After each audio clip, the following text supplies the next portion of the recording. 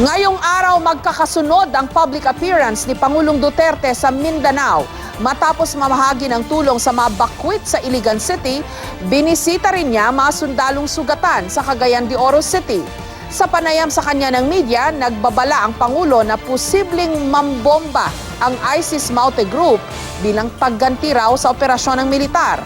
Pero pagtitiyak niya, tinututukan na ito ng gobyerno. Live mula sa Cagayan de Oro City, may report si Joseph Morong. Joseph?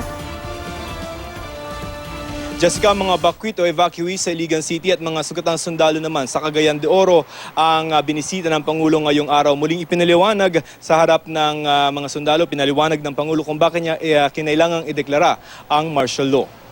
08260 Infantry, Philippine Army. Saludo ang pasalubong ni Pangulong Rodrigo Duterte sa mga sugatang sundalo sa Cagayan de Oro City. Cellphone, baril at tig 100,000 piso ang bigay niya sa 79 na sundalo. Pabuya ito sa pagtatanggol nila sa bayan laban sa mga teroristang Maute na sumalakay sa Marawi City.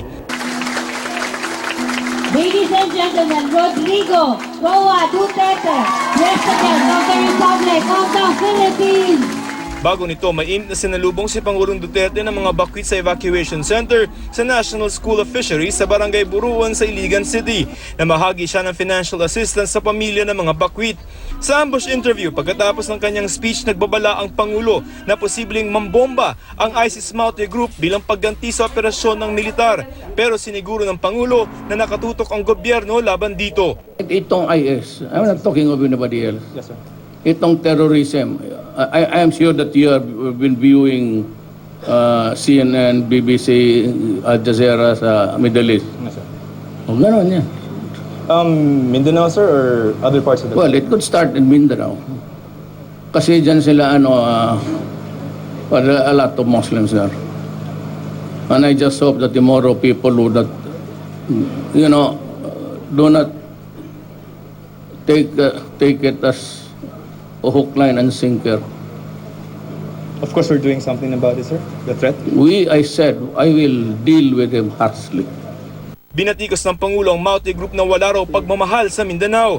Masama ang loob ko. Kasi hindi lang man ninyo sinabi na malakas na ang pasok. Armas wala yan. Lahat ng tao dito nagdadala ng armas. Ba't hinayaan ninyong pumasok yung iduluya na walang ginawa doon sa Middle East kung saan-saan pinagpapatay nila ang kasama nilang Muslim? Bakit tayo magpatayan?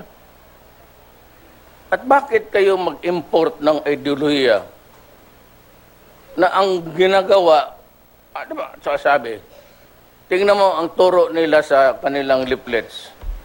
Sagasaan mo ang lahat ng non-believers. Diyan, sa truck, kung mayroong palengke dyan, rat dyan yung lahat, sagasaan niya lahat tao dyan. Paputok, no? Kung ganon ang sundin natin, naku. There is no future for the Philippines and your children. Sabi ng Pangulo, federalismo ang susi sa pagkakaroon ng kapayapaan sa Mindanao. Ito rin daw ang daan para umusad ang pakikipag-usap sa MILF at MNLF. Itong revolusyon ni Murad, pati, tama yan. Kasi nga naman, napunta sa tabi-tabi na lang ang mga Moro kung saan-saan. Ngayon, ang pangako ko, federalism. Ibibigay ko yan kakatapos lang nila. Tomorrow, ibigay nila ni Murad yung kopya na nagawa nila. Yan ang pipirmahan ko the day, mga 2 days after ngayon. Kung kita-kita kami sa Met at itulak ko na sa Congress. At sa kabila ng matigas na pananalita ng Pangulo, humingi rin siya ng paumanhin sa mga Maranao dahil sa nangyayaring gulo at kung bakit niya kinailangan magdeklara ng martial law. I would like to say to the Maranao people that I am very, very, very sorry na nangyari ito sa atin. Sana kung madaling panahon, you will find in your heart to forgive my soldiers, ang gobyerno, pati ako for declaring martial law. Wala akong choice. Sinisira na ang Marawi. I have to drive them out. But I am very sorry. Jessica, dito sa ambush interview sa Cagayan de Oro, no, pinanindigan ulit nitong si Pangulong Duterte na may sikreto talaga siyang nilakad sa Mindanao kaya hindi siya napagkikita sa mata ng publiko noong isang linggo. Jessica. At mukhang napakalaman ng mga sinabi niya, malaman itong mga sinabi niya ngayon, Joseph. No, una, sinabi niya na mukhang may progreso, may development dun sa pakikipag-usap ng gobyerno sa MILF na for the longest time since the previous administration, parang walang gaanong iniurong o i-forward, ngayon meron na. Iniusad. Inusad, yes. Well, yeah. Just as a matter of context, no, the CAB was signed in the last administration, yung comprehensive agreement on the Bangsamoro that was, I think, in 2013, if I remember it correctly, no? So yun yung natapos. Pero ang hindi na sundan ay yung pagpasa ng Bangsamoro Basic Law. Yan yung batas na magpapalit doon sa ARM at magbibigay noong Bangsamoro region at para kumbaga bigyan ng pagkakataon yung mga Moro brothers natin na magkaroon ng somewhat of a self-governing government, no? Nandun tayo ngayon. Ang umuusad ngayon is that may impetus para isulong talaga at ipasa na sa wakas yung Bangsamoro Basic Law because from the logic of the President, that will pave the way for federalism. Ang sinasabi nga natin dyan, ng gobyerno dyan, parang test case to. If you're going to go federal, the whole ng buong bansa, may test case tayo with the Bangsamoro government na ipinanganak or so to speak ay ibinunga noong comprehensive agreement on the Bangsamoro, Jessica. So yun ba yung sinabi niya dun sa speech niya na in 2 days time, meron ng papel na ibibigay sa kanyang MILF at pipirmahan na niya, bibit-bitin na raw niya sa Kongreso? Correct, Jessica. Yan yung natapos na kasi nung isang linggo ng Bangsamoro Transition Commission, itong BTC. Ito yung kalipunan, grupo ng mga commissioners. Binubuo yan ng MILF at MNLF at gobyerno. Nagbalangkas na sila ng panibagong version ng BBL at yun nga yung ibibigay o isasabit nila sa Pangulo sa Lunes. Kaya posibleng bumalik ang Pangulo sa Lunes para dun sa Eid al-Fitr na celebration din, itataon na yun at tatanggapin ng Pangulo yung BBL.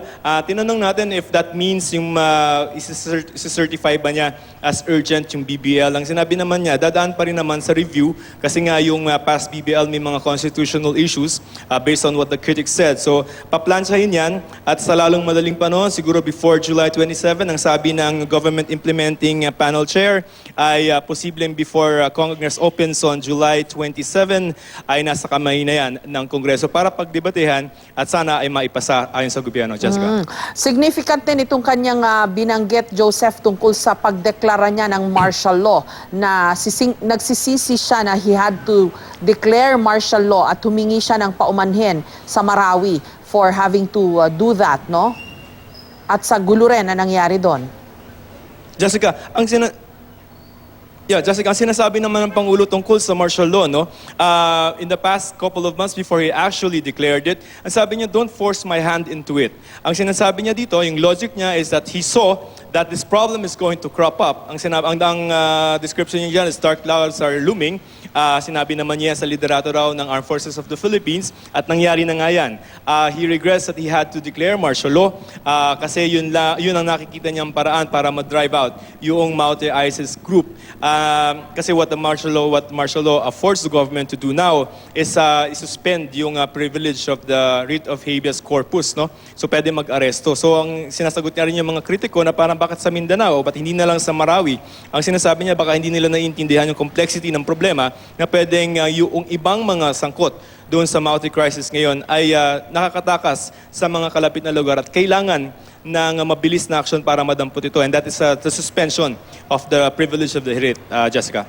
Maraming salamat sa iyo at ingat kayo dyan sa Cagayan de Oro City, Joseph Morong.